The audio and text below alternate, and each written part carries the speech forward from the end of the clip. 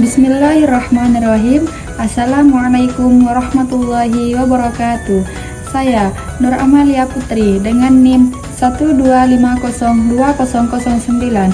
Saya berasal dari Fakultas Tarbiyah dan Ilmu Keguruan. Saya prodi Pendidikan Bahasa Arab. Saya akan membuat video materi tentang pengertian hadis beserta unsur-unsurnya. Baik, saya di sini akan menjelaskan terlebih dahulu apa itu pengertian hadis.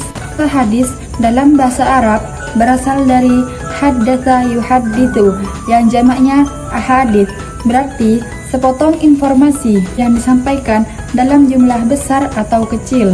Sedangkan makna yang lain yaitu jadid yang berarti baru, merupakan antonim atau lawan kata dari al-qadim yaitu yang terdahulu.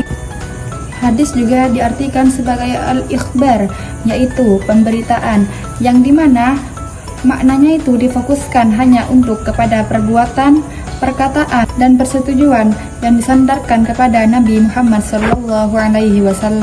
Sebagaimana yang dikemukakan oleh jumhur al-muhadditsin, yaitu ma udhifa ilan Nabi Muhammad SAW qawlan au fi'lan au taqriran au nahwaha, yang artinya itu yang dinisbatkan kepada Nabi Muhammad SAW baik berupa perkataan, perbuatan, pernyataan maupun takrir dan sebagainya.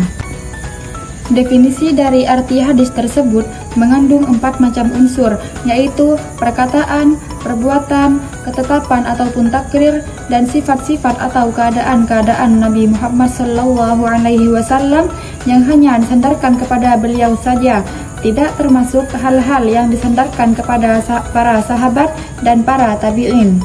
Baik, saya di sini akan menjelaskan satu persatu dari 4 macam unsur tersebut. Yang pertama yaitu hadis qauli. Hadis qauli adalah perkataan Nabi Muhammad SAW yang pernah beliau ucapkan dalam masa hidupnya dalam berbagai bidang yang berisi tuntunan, petunjuk syara, peristiwa-peristiwa, dan kisah-kisah Nabi Muhammad SAW, baik yang berkaitan dengan aspek akidah, syariat, maupun akhlak. Baik, saya di sini akan memberikan salah satu contoh dari hadis qauli yang mengandung hukum syariat, yaitu innamal a'malu binniyati wa innama likulli imri'in ma nawa, muttafaqqun alaih. Artinya, sesungguhnya amal perbuatan itu tergantung kepada niat, dan sesungguhnya setiap orang akan mendapatkan sesuai dengan apa yang ia niatkan, muttafaqqun alaih. Yang kedua yaitu hadis fi'li. Yang dimaksud dengan hadis fi'li yaitu segala perbuatan yang disandarkan kepada Nabi Muhammad SAW yang menjadi anutan perilaku para sahabat pada saat itu dan menjadi keharusan bagi umat Islam untuk mengikutinya. Biasanya kategori dalam hadis ini terdapat kata kana, yakunu, dan ra'aitu maupun ra'aina. Berikut contoh dari hadis fi'li yang saya ambil sebagaimana Nabi Muhammad SAW memperlakukan istrinya dan anaknya secara adil. Ana Aisyata anna Nabiyya Muhammad SAW kana yaqsimu baina nisaihi fayadilu wa yaqulu Allahumma hadhihi qismati fima amliku fala talumni fima tamliku wala amliku. Rawahu Abu Daud At-Tirmidzi wan Nasa'i wa Ibnu Majah. Yang artinya, dari Aisyah, Rasulullah SAW membagi nafkah dan gilirannya terhadap istri-istrinya secara adil. Rasulullah SAW bersabda, "Ya Allah, inilah pembagianku pada apa yang aku miliki.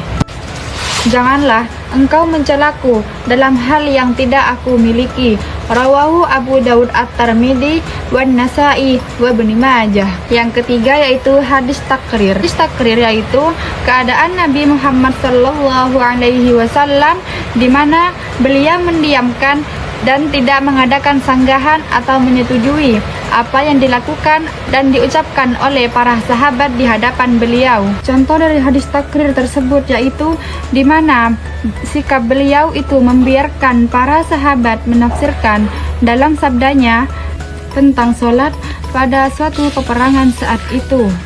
Hadis tersebut berbunyi, La yusallina ahadul asri illa fi bani Quraidah, rawahul Bukhari.